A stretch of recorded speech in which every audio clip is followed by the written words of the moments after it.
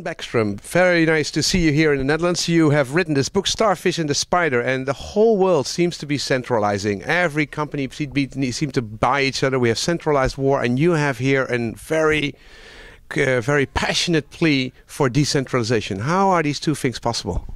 Well, you know, the world is decentralizing by and large, and we have a different view on that, although some organizations are centralizing. But what we've done in the book is really introduce a whole new concept, which is to look at any organization on a continuum from centralized to decentralized and figure out where your group is and where you want it to be. So that's what we're really introducing, is a whole new concept of just considering an x-axis of centralized to decentralized as a new dimension of strategic analysis and organizational strategy. And then, because of the new communication tools, the Web 2.0 environment, what is the influence on that, on centralization? Well, in a lot of cases, it's undermining centralization, and then in other cases, it can serve it. Fundamentally, most Web 2.0 innovations happen in a very decentralized, viral fashion, with people picking up a new tool they like Flickr or Delicious or YouTube or Hive here in Holland, and spreading that to their friends, and then a network effect kicks in. When that network effect kicks in, they can often become the centralized leader, ironically, in a decentralized market space, and you see some leaders happening.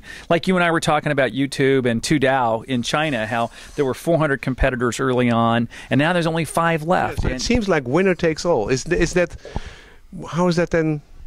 That is technically known as the aristocratic networks in small network theory. Ironically, networks tend to self-organize both in biology and in chemistry and in business. And ironically, the larger the drainage basin for a river, for example, or for water, the fewer rivers are coming out of it. So the Amazon comes out of the biggest drainage basin in the world, for example, whereas you'd expect many different rivers, but no, it's just one. So what happens in general is if you get these big flat markets, you will see leaders coming together. At the same time, within companies and organizations, you need to understand these forces of decentralization so that you can consciously manage them, because they're constantly coming in a viral fashion into your company, and you've got to decide how you want to deal with them. Yeah, so Google is a nice example, winner takes all, but inside Google there's a lot of decentralization. Yeah, absolutely. You know, Google does a great job of letting their employees set the strategic direction. And when the founders were interviewed a couple years ago on what's your strategy for the next 5 years, they said, we don't have one except to listen to our smart employees. And the journalist was quite astonished, but they really meant it. They give every employee gets to take off, at least the engineers get to take off 1 day a week to work on any project they want, any concept, any skunkworks idea. It's a great strategy. And when I talk to the people who do that, who are basically, it's a bunch of Dutch people who are working there, and they say, well, it's really like this. You work 5 days on your official project. The 6th day, you're allowed to work on the Google project, what you have. And if that's successful, it eats more of your time. So it's really great how they are able to do that. Since you've written the book in October last year, what has happened? How do you see the world now that you fly all over the place and being invited to talk to all the important people who want to know about it? Yeah, well, it's a lot of fun, but we found that this concept seems to be kind of viral. It's pretty simple to think about a starfish as a decentralized creature. You cut off an arm, it can regenerate. Cut off all 5, in some species it regenerates. Take a spider, you cut off the head, it dies, it's centralized.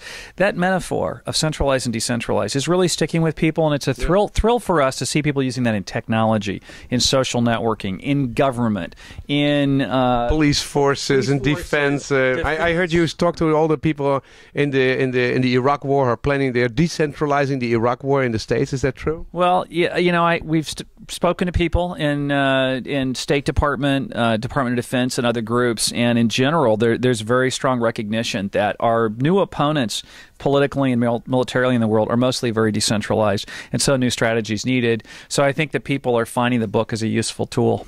Okay.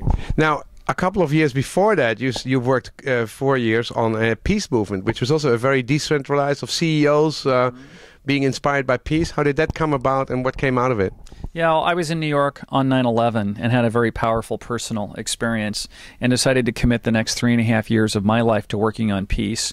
And that's when I got together with my co-author, Ori Brafman, and we helped to catalyze and seed a global network of CEOs working for peace. And we organized them in a model that we fashioned on Al-Qaeda, which was a cell-based, independent, underground, hidden model. A strange inspiration of 9/11. Yeah. Absolutely. But that's how we crack the code on decentralized networks and really understanding an extreme case, which Al-Qaeda is.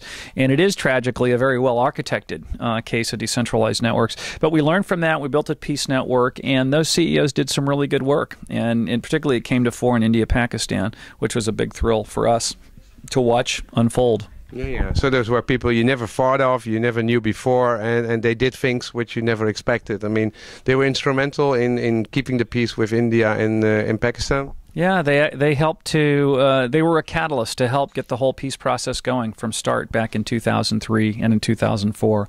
So very exciting. They helped organize, for example, a symbolic border crossing and across the war zone, and when the border was shut, and they got clearance to open the border for 15 minutes to do an exchange, and the border's been open ever since. So that was a kind of a beautiful miracle that happened.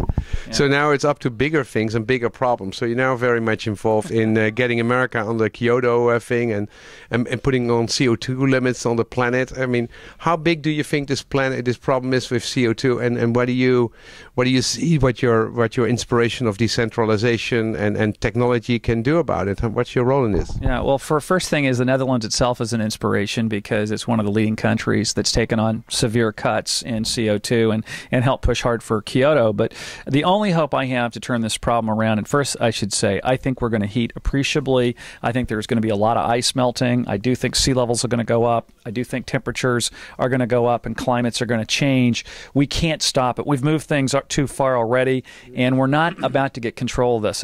So for me, it's about doing our best to minimize the damage, to reduce the damage, and get the processes in place to turn it around. I do believe that cap-and-trade systems drive innovation through markets. Cap-and-trade systems are putting a cap on the total amount, giving countries a certain amount, and then basically starting trading and making it valuable. Exactly, and that's what the Dutch and the Europeans supported in Kyoto. That's what I've been involved in supporting in my fashion.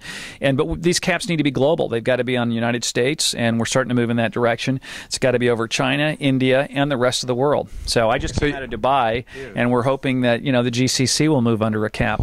And are you helping to develop a trading system to put systems in place? What is your role in that? My involvement is with one of the nonprofit organizations that works hard on policy and market schemes. It's Environmental Defense Fund out of New York. It's about $100 million a year nonprofit organization with researchers and economists. And I'm the co-chair of the Global Warming Initiative there. So that group is very heavily involved in developing new schemes. They're involved right now with European countries on working on post-Kyoto 2012. What's the next Kyoto going to look like? We're very involved in working in the United States of America in trying to get a bipartisan group of Republicans and Democrats. We need it bad to implement something, and we're working in China already too. We have an office there, and we're just involved in supporting the Chinese government in their development of an SO2 trading market. So we're just advocating these cap-and-trade solutions worldwide. We think it's really the best solution. And again, our hat is off to Holland. And thank you guys for living below sea level and being such great advocates. Oh, you're being too nice. We just exported our CO2 problem to China. But I mean, for the next 5 years, we've promised, or 10 years, 20 years, we've promised to do our best. Hey, but thank you very much for coming here. Thank you very much for the book. And we'll see you next time. Thank you. Cool.